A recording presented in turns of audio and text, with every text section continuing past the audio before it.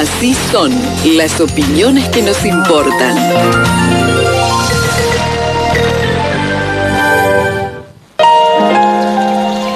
Antes, después, eternamente, hay un lugar que nos permitirá encontrarnos. Perpetual, donde perduran los vínculos.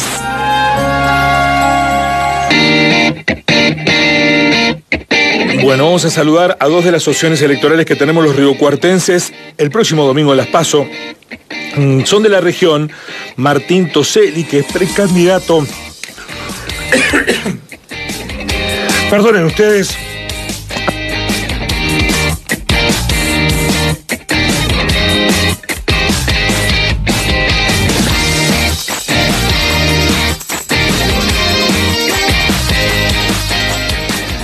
Ahora sí, discúlpenme, he tomado un poquito de agua para salir del atolladero. Les decía, dos de los candidatos que tiene Río Cuarto para votar en las urnas propios de la ciudad de la región.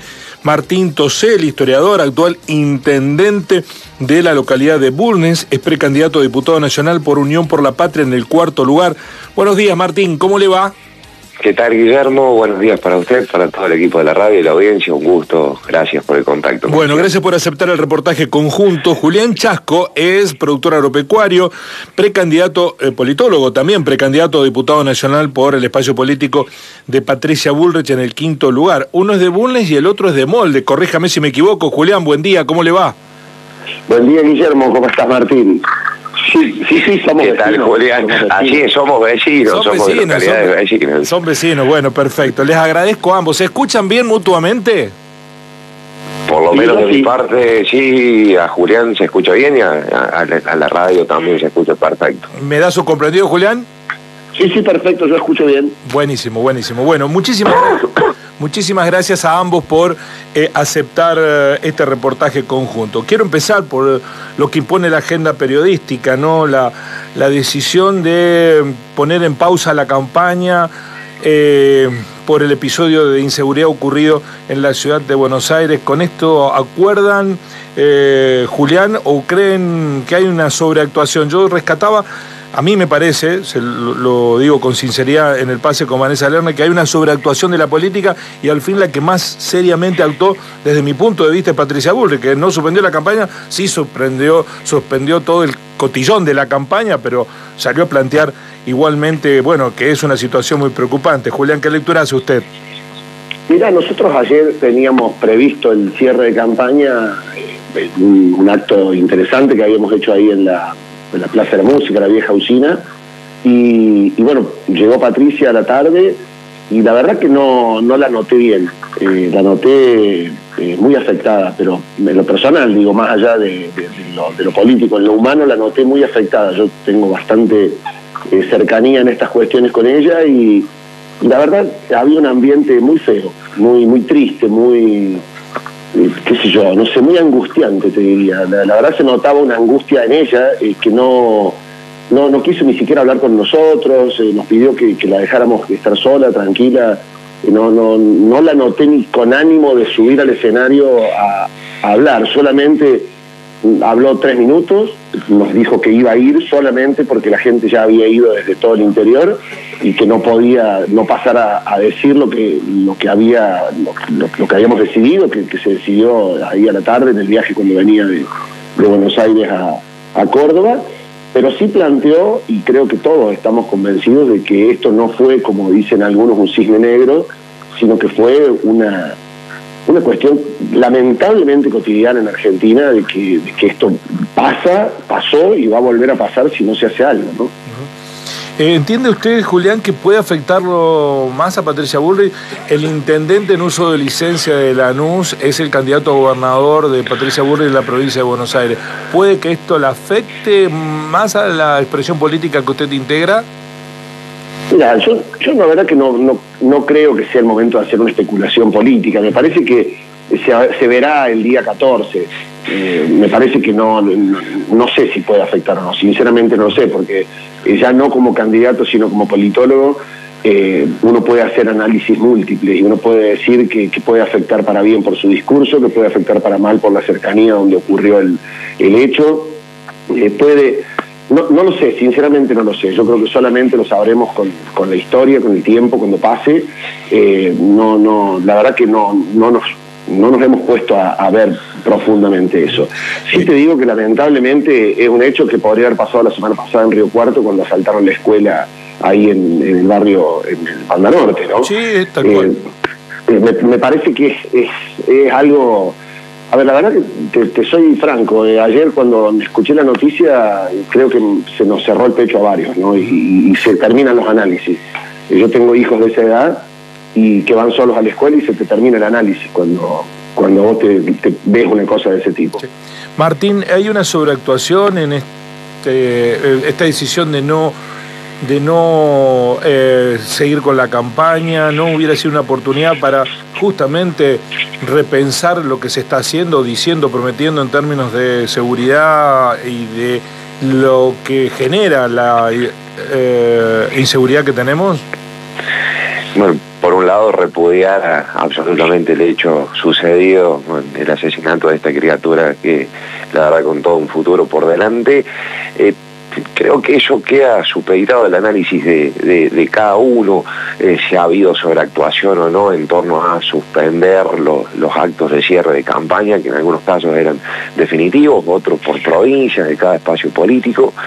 Y también me parece que más allá del análisis puntual del caso y la investigación que debe hacerse, es cómo se replantea la cuestión de la seguridad en el país, en las provincias, en los municipios, ni que hablar en los lugares donde están con mayor cantidad de población, y que por lo tanto las dificultades que ahí existen, que no vienen de ahora, vienen de años arrastrándose, y que mientras tanto de seguir en estas condiciones va a ser muy difícil transformarlas o cambiarlas. Por lo tanto, y nadie está exento, perdón, además, con lo cual me parece que fue prudente también en parte desarrollar las actividades que se desarrollaron en la forma en cómo se desarrollaron. Digo, en el caso de algunos espacios, en el nuestro en particular, que se suspendieron los actos que estaban previstos en la provincia de Buenos Aires, en el caso de Patricia, que decidió hacer algo muy austero y muy chico aquí en Córdoba, otros espacios que lo suspendieron en otros puntos de la Argentina. Me parece que queda supeditado el análisis de cada partido, de cada coalición. Martín, vamos al punto de lo que se disputa el domingo. Pareciera que la lógica nacional está muy ligada a dos modelos económicos o dos proyectos de país muy claros. Por lo menos así ha sido marcado desde los especialistas que entran en colisión. Pero en Córdoba pareciera que el matiz determinante es kirchnerismo antikirchnerismo. Lo siente así, lo alimentó mucho el schiarettismo todo el tiempo mencionando esta cuestión. ¿Cree que esto va a tener más peso que la lógica de el modelo Cambiemos o el modelo peronista, por llamarlo de alguna manera? Totalmente.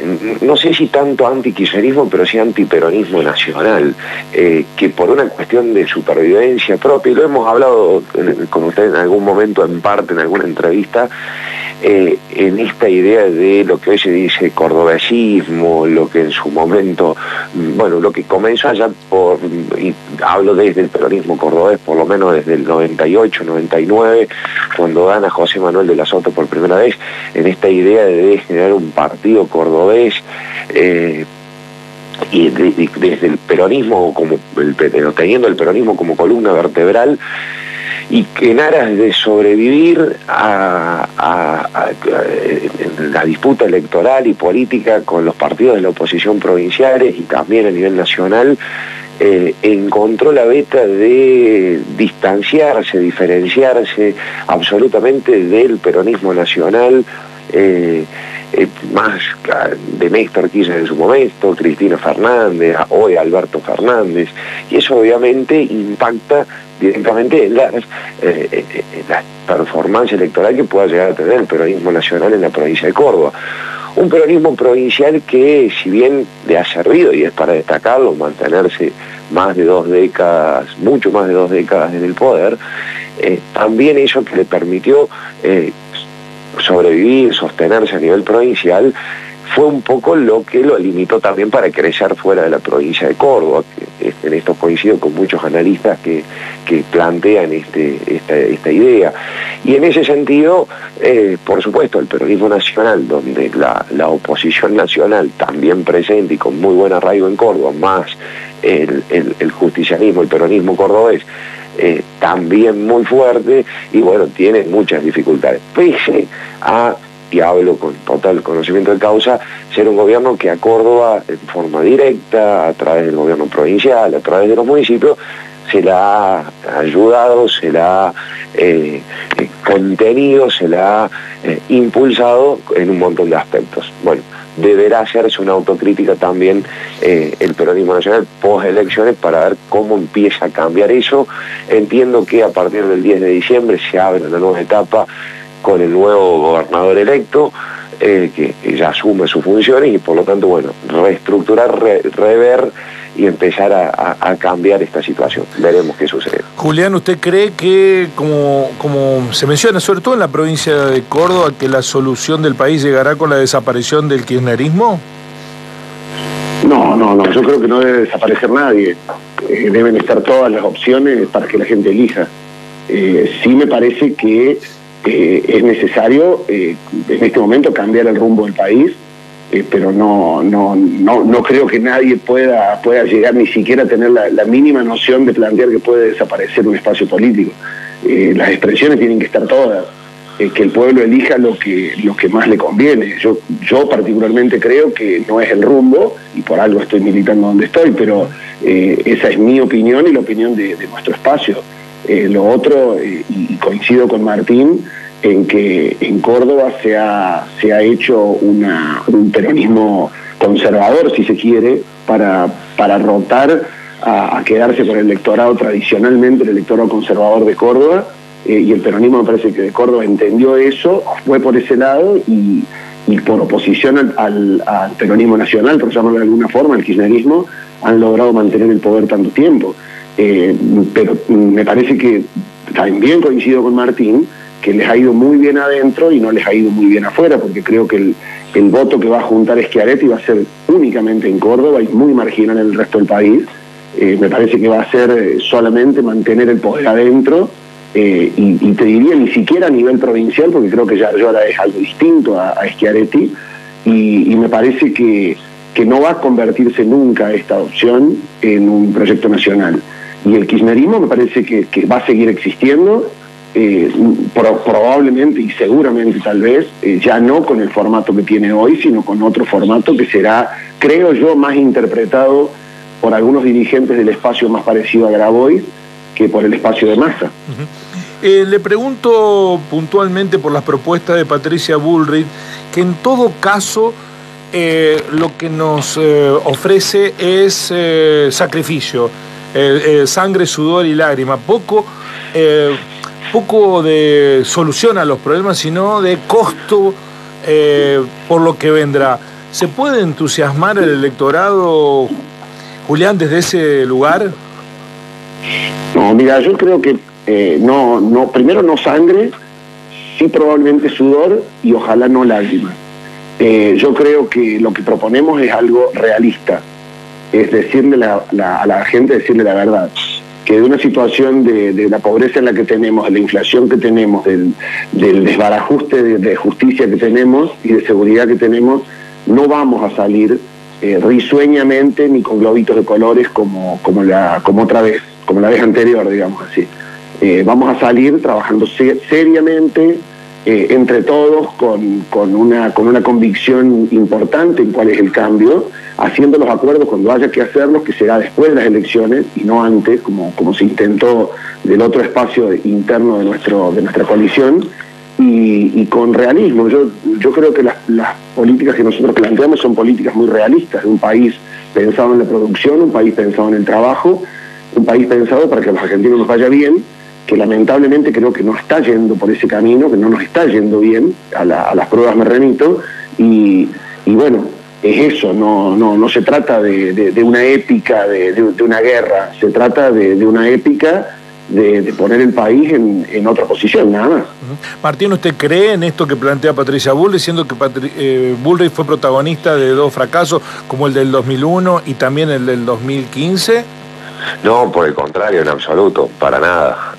Totalmente consciente de que si se aplica el modelo que plantea Patricia, vamos a estar en dificultades aún mayores de los problemas que ya tenemos y que son reales y que se deben solucionar de manera urgente, y que muy bien lo dice Julián, muchas de las cuestiones las que tenemos hoy no pueden continuar, pero también conociendo ya el modelo que propone Patricia en cuanto a acelerar algunos cambios y demás, es cierto que hay que llevar adelante transformaciones. Ahora, en algunos casos ya tenemos la experiencia de qué es lo que hicieron y cómo lo hicieron y cómo terminamos. Hoy, si esas mismas medidas se aplican en mayor profundidad y más rápido, la verdad que vamos a estar en dificultades peor de las que ya tenemos. No desconocemos que existen problemas estructurales y muchísimas cuestiones que no han dado resultados, algunas por errores propios, otras por cuestiones heredadas, otras por cuestiones que son que exceden al manejo que pueda tener un gobierno, un Estado. No obstante eso, sí, las medidas que se tomaron no se hubiesen tomado por parte del actual gobierno, hoy la situación sería mucho peor.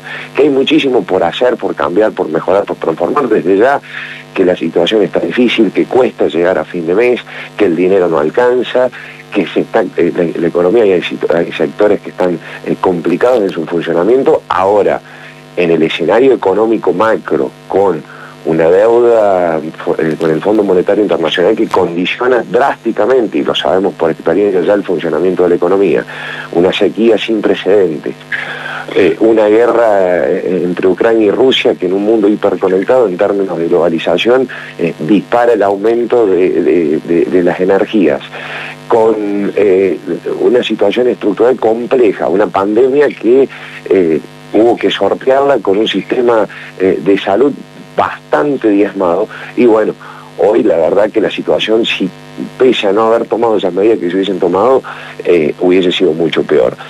Creo que nosotros también apuntalamos a la producción y al trabajo, a incentivar la industria nacional.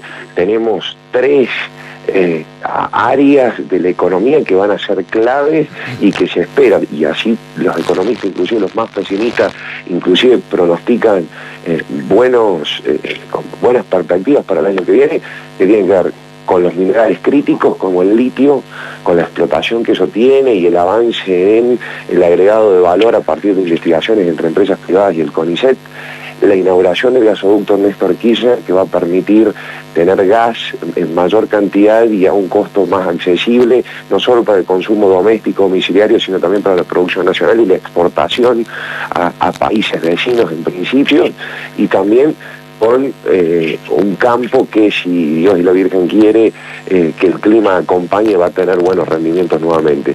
Creo que son tres aspectos centrales que tenemos que tenerlos muy en cuenta, y que el país, pese a las dificultades que hoy tiene, seguramente a partir del año que viene, con estas tres locomotoras de las principales de la economía, con todo lo demás que tenemos, la cuestión de las industrias, de la industria del conocimiento, está en condiciones de despegar definitivamente. Por supuesto que la situación no está fácil, que hay que hacer algún esfuerzo, pero insisto con esto, aplicar medidas drásticas de ajuste y de reestructuración, que no hace mucho ya las vivimos, va a ser muy complejo y lamentablemente las consecuencias van a ser mayores. Julián, ¿usted por qué cree que la tercera oportunidad de Bullrich va a ser distinta que las dos anteriores? Primero, porque en las otras no fue presidente. Y segundo, porque el plan es un plan integral, un plan que va definitivamente a cambiar las cosas. Estamos convencidos de que si el ministro Massa no pudo resolver ninguno de los problemas, al contrario, agravó casi todos en el año de ministro que tiene, no vemos cómo puede ser que como presidente haga cosas distintas de las que ha hecho como ministro, que de paso está actuando como presidente, porque el presidente está haciendo videos de Instagram o conferencias por Instagram en lugar de gobernar. La verdad que creemos que el rumbo es totalmente distinto al que vamos, porque la guerra pasó para todos, la pandemia pasó para todo el país, para todo el mundo, y la sequía también pasó en Uruguay, Paraguay y demás, y sin embargo ellos no tienen los niveles de desasosiego que tenemos nosotros hoy con todos los temas económicos y los temas sociales. La verdad que estamos convencidos de que va a ser un gobierno muy bueno, en tanto y en cuanto podamos aplicar todas las políticas de manera simple, rápida, y con el apoyo, por supuesto, de todo el arco político, pero fundamentalmente de la población. Estamos dialogando con Julián Chasco, precandidato a diputado nacional por el espacio de Patricia Bullrich, quinto lugar en este reportaje conjunto con Martín Toselli, precandidato a diputado nacional por Unión por la Patria, cuarto lugar. Le pregunto, Julián, respecto de, en el final, dos temas sensibles que nos interesa conocer su opinión. Uno que es central, ¿qué hacer con el Fondo Monetario Internacional? ¿Cuál es la propuesta de Bullrich? Mira, yo creo que una de las cosas que también hay que decir la verdad es que con los organismos internacionales también hay que convivir. El mundo convive con los organismos internacionales, son justamente organismos de última instancia donde los países recurren cuando están mal. Nosotros hemos recurrido más de una vez y muchas veces mal, o la mayoría de las veces mal, pero el problema no es a quién vos le pedís plata, sino qué haces con ella. Yo creo que lo que hay que hacer es ordenar con todos los organismos internacionales, no solamente con el Fondo Monetario, algo que sea útil para el país y no para ellos, que sea algo que sea viable. Y cuando digo viable es saber que tenemos que salir de ahí, que es lo mismo que cuando vos tenés un crédito y en lugar de pagar el crédito recurrís al prestamista para pedirle plata para pagarle al banco. Hay que salir de ese lugar, porque es la única manera de no depender de los demás. Es decir, no vamos a salir negando lo que se debe ni negando nuestra historia, porque la historia del Fondo Monetario es una historia demasiado grande, demasiado vieja y demasiado mala para nosotros, pero hay que reconocerla, hay que tomarla como es, seriamente como país, y resolverla, y salir de esos lugares. Es la única manera de no tener que depender de esta gente que viene a plantearte, todos estos organismos que vienen a plantearte cosas desde afuera para nuestra economía. Y eso vale para todo, digo, para todos los organismos. Y hay que presentarse al mundo de otra manera, no como el deudor compulsivo que anda pidiendo plata por todos lados a cualquier costo, como lo hemos hecho varias veces ya, y lo hemos vuelto a hacer la última semana, pidiendo plata prestada a todo el mundo, y solo Dios sabe a qué costo. Perdón, Julián, pero Bullrich ha dicho que va a acudir al fondo a pedirle más plata para resolver los problemas. No, ella no ha dicho. Lo que ella ha dicho es otra cosa. Lo que ella ha dicho es que hay que blindar, y que no es la palabra blindaje, sino que es blindar la salida del cepo. Es otra cosa, no es el Fondo Monetario. Es sí los organismos internacionales, como digo, de frente y hablando con ellos y de frente a nuestro pueblo también, pero no se refiere a ir al Fondo Monetario a pedirle X cantidad de plata para salir del problema. No es eso lo que ella ha dicho. Martín, ¿hay que convivir con el fondo? ¿Hay que hacer algo distinto de lo que se viene haciendo? ¿Hay que romper con el fondo? Mire, si hemos hecho algo los gobiernos peronistas siempre es pagarle las deudas al fondo, con lo cual, por supuesto, los compromisos asumidos hay que cumplirlos, hay que pagarlos y hay que sacárselo de encima para que dejen de condicionar esa deuda, el crecimiento, el desarrollo económico, social, la independencia económica y la soberanía nacional, que no condicionen el funcionamiento de la economía y por lo tanto el funcionamiento del Estado, organismo que poco le interesa a aquellos sectores que están más complicados todavía, y que también, además de esta deuda externa, tenemos una deuda externa con organismos privados, con otros organismos de crédito internacional, pero también una deuda interna nacional, social, muy importante que debemos resolver, y que mientras estemos condicionados por el fondo y el resto de los acreedores a quienes le debemos, va a ser muy difícil resolverlas por el poder de daño que tienen estas instituciones.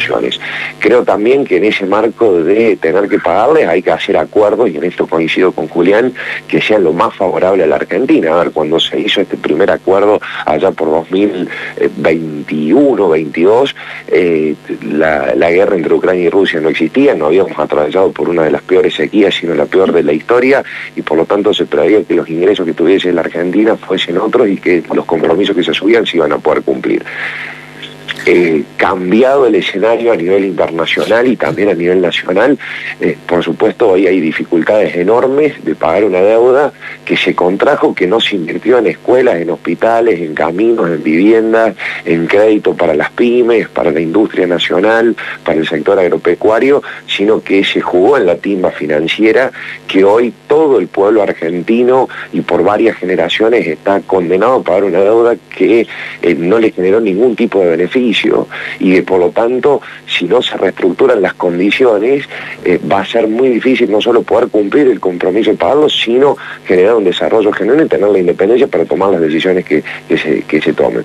Por supuesto que en un mundo capitalista donde estamos, muchas veces tomar deuda para el desarrollo de obra pública, para, en el caso de un país, para apoyar a la industria, para un proyecto entre varias provincias o entre varios países vecinos, por ejemplo, está bien y de hecho se funciona de esa manera. Ahora, cuando el destino no está claro del dinero que se toma y encima se lo pone para la timba financiera, para destinarlo al capitalismo financiero, y la verdad que las consecuencias son muy, muy graves para todo el pueblo argentino y en este caso por condiciones. Creo que deben rediscutirse los acuerdos, tratar de cumplir los compromisos, o sea, hacer un acuerdo donde Argentina pueda honrar esos compromisos que se consensúen y avanzar en ese sentido.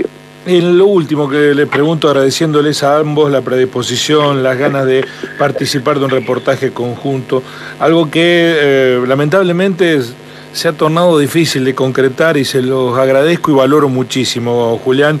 Inicialmente quiero preguntarles en el final, ¿qué mensaje le dejan ambos, no? Es la misma pregunta para ambos. Le hablan mucho a los sectores productivos, al campo, a la industria, pero se le habla poco a los sectores postergados de la sociedad, a la clase media que se cayó, a la clase baja, a aquellos que tienen un salario que no les permite llegar a fin de mes, a aquellos que están viviendo desde hace décadas en la pobreza estructural. ¿Cuál es el mensaje de campaña para ellos, Julián y Martín, en ese orden, para cerrar este reportaje? Nosotros creemos que lo que te decía al principio, de decirle la verdad a la gente, de que este país va a salir, tiene riquezas inmensas. La buena noticia, me parece, como país, es que tenemos intactas toda la riqueza de nuestro país, de nuestro suelo, de nuestro subsuelo, de nuestro mar y de nuestras universidades con la tecnología del conocimiento, y que vamos a salir adelante, que hay que ordenar la economía, por supuesto, que hay que volver a ser un país con clase media importante, con posibilidad de ascenso social, con posibilidad de movilidad social, que eso solamente te lo da la economía ordenada, el trabajo y la educación, y que hay que ir ahí, hay que ir a volver a un país como éramos al principio. Yo tengo la firme convicción y siempre trato de discutirlo mucho en los grupos de trabajo nuestro y en los equipos técnicos nuestros, y creo que hay mucha gente que piensa igual, que el país va a volver a ser grande cuando el interior vuelva a desarrollarse de la manera que se desarrolló en los siglos anteriores, y que la riqueza de nuestro país no tiene que ser una vergüenza, sino que tiene que ser una riqueza que sea compensada y que sea repartida de manera adecuada en toda la sociedad. Nuestro país se caracterizó siempre por ser un país de clase media, por ser un país pujante, no por los mega empresarios, sino por la clase media justamente, y por los trabajadores que aspiraban siempre y aspiraron siempre a cumplir el sueño de hacer la América, como fueron nuestros abuelos. Tenemos que volver a creer en eso, volver a creer en nosotros como país, volver a educarnos de la manera adecuada para entender que el mundo ha cambiado, pero que el objetivo de que nos vaya bien a todos sigue siendo el mismo de toda la vida, y que para eso hay que ordenarse, hay que ser un país ordenado, que cumpla desde las normas de tránsito hasta la más dura de las normas del Código Penal, porque el mundo funciona así, porque nosotros funcionábamos así hasta que hemos sufrido esta degradación, que yo creo que es más cultural que económica, más allá de la pésima situación en la que estamos hoy, y creo que hay que darle un mensaje de esperanza a la gente, más allá de que obviamente es difícil el momento. Simplemente eso, y después la otra cuestión que me parece que creo que en esto tipos como Martín o como yo o como gente que que está en esto no por tener un centavo más, ni por hacerse un poquito más conocido, ni por un vedetismo, sino de ponerle un poquito de nuestras vidas a la comunidad. Sé que lo entendemos de la misma forma la mayoría de los que participamos en esto, por lo menos en nuestro espacio, y sé que en los espacios del interior del país ocurre mucho esto, y eso, ponerle nuestra vocación, nuestra voluntad y un pedacito de nuestra vida para intentar cambiar. Uno puede estar equivocado, siempre puede estar equivocado, pero por lo menos tiene que haber dejado en la cancha la posibilidad de haberlo intentado. Y yo no me perdonaría nunca que no haber intentado cambiar algo en mi país habiendo podido hacerlo, ¿no? Es solamente ese mensaje y de involucrarse, de ir a votar, de participar, de que el 13 y después en octubre la gente vaya a votar, porque es la mayor rebeldía que tiene. Y si no le gusta lo que hay, que lo cambie. Y si quiere seguir con lo que hay, que siga. Pero es eso, me parece que tenemos que volver a una normalidad de un país que se organice como era antes. No decimos grandes cosas. Martín. Coincido con Julián en que también nosotros somos una propuesta de la producción y el trabajo que, pese a las dificultades que hay y las medidas que se han tenido que tomar para evitar que la situación de crisis que estamos atravesando sea mucho peor, es para sostener justamente las fuentes de trabajo, para sostener la producción. Sabemos que hay dificultades en cuanto a la importación, en cuanto a la inflación, que los sueldos no alcanzan, ni que hablar aquellos sectores populares o la clase media que se ha caído, y los sectores populares que hace años están en una pobreza, sumidos en una pobreza estructural, lo mismo que un jubilado, que le cuesta llegar a fin de mes, que es caro comer, pero que tenemos todas las condiciones dadas para que nuestro país definitivamente despegue, con reformas estructurales en muchos aspectos, con las condiciones estructurales, en particular lo que es la energía, la producción de alimentos, la industria del conocimiento, los sectores medios, el comercio, las pymes, la producción agropecuaria, todos en condiciones para que esto definitivamente despegue y salga, y por supuesto se rediscutan un montón de cuestiones que todavía restan, que generan muchos problemas y que no se ha encontrado la forma de resolverlas. Creo que con acuerdos, con consensos, defendiendo la Argentina, esa Argentina que esto también coincido con Julián, debemos volver a ser un país donde la clase media sea la franja más ancha de la sociedad, de levantar a aquellos sectores que están en la exclusión, y que eso justamente se logra con educación y con trabajo, y que tenemos las condiciones dadas para que a través de la escuela pública, a través de las universidades, a través de la generación de condiciones económicas que permitan el desarrollo empresarial y laboral, esos sectores populares puedan ascender a clase media y la clase media existente se consolide y también ascienda. Tenemos todas las condiciones para hacerlo. Queda un camino todavía por recorrer, hay que rediscutir y reestructurar un montón de aspectos y de cuestiones, pero Argentina tiene todas las condiciones para hacerlo. Y también no nos olvidemos de algo. Las elecciones, las PASO, una de las letras significa obligatoria, y todas las elecciones en Argentina son obligatorias. La forma de manifestarse, la forma de cambiar o de continuar con lo que está es a través, en un sistema democrático como el nuestro, del voto directo. Por lo tanto, también coincidiendo con Julián, pedir que la población asista, que vote y que lo haga de la mejor manera que considere en función de su pensamiento, de la situación que está atravesando, y así poder también llevar adelante estos cambios. Es la única forma. Si hace 20 años atrás la población en términos democráticos a veces se manifestaba votando en blanco, con el voto nulo, hoy esa manifestación de repudio, de rechazo hacia la política, que también debe cambiarse, y debemos hacer una autocrítica profunda en esto nosotros los políticos de todos los partidos, se manifiestan no yendo a votar. Bueno, es importante que la población vote, asista en su gran mayoría, porque además también quienes surjan electos de estas elecciones, de las PASO ahora y después en la general y balotaje si es que hay, va a tener mayor legitimidad para tomar las medidas que tenga que tomar. Martín Toselli, muchísimas gracias. Julián Chasco, muy amables. Gracias por aceptar esta media hora de reportaje conjunto a horas de entrar en la veda, a 3 días de las PASO, y no la tienen fácil por los lugares que están en la lista, por el distrito electoral que es, pero no tenemos dudas que si fueran electos uno y otro serían buenos representantes parlamentarios del departamento Río Cuarto en la Cámara Baja, buenos gestores, así que ojalá tengan suerte ambos en la elección. Nos han puesto en los lugares donde hay que pensar la lista, por eso nos han puesto a nosotros más abajo. Y nosotros levantamos la lista con Martín. Tal cual.